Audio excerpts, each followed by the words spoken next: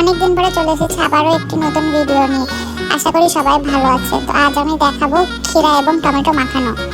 প্রথমে আমি 4টা ক্ষীরা এবং একটা টমেটো নিয়ে নিয়েছি। আপনারা চাইলে আপনাদের মন মতন নিতে পারেন ক্ষীরা এবং টমেটো। তো এগুলোকে কুচি কুচি করে পিস পিস করে কেটে নিব আমি। আপনারা আপনাদের মন মতো শেপে কাটতে পারেন। আমি ভিডিওটা একটু ফাস্ট ফরওয়ার্ড করে দিয়েছি এবং আমি সবগুলো টমেটো এবং সবগুলো ক্ষীরা কুচি কুচি করে কেটে নিব। আপনারা দেখতে থাকেন।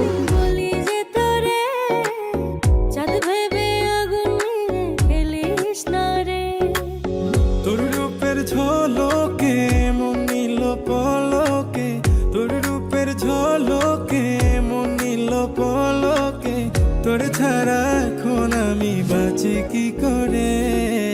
শোন রে সুজন আমি বলি যে তোরে চাঁদ ভেবে আগুন নিয়ে খেলিস না রে। এখন আমি নিয়ে নিব কাঁচামরিচ।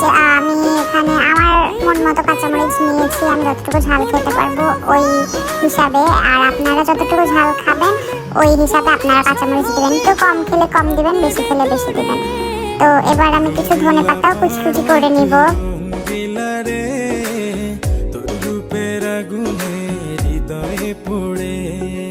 এখন আমি সেই টমেটো আর ক্ষীরাটাকে ইচ্ছা মতন কষলাবো, সো দ্যাট এটা থেকে পানি বের হয়। এটা থেকে পানি বের হলে এটা খেতে মজা লাগবে বেশি, এর জন্য।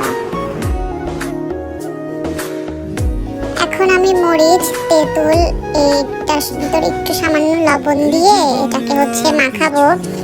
এন্ড আমি একটু ভুল করেছিলাম, মানে পানি নিইনি, তাই পানি নিলে এটা আরো ভালোভাবে মাখানো যেত। এটা আমি ভাঙতে পারছিলাম না, তাই এখন আমি একটু পানি অ্যাড করে নিচ্ছি, সো দ্যাট এটা একটু স্মুথ হয়।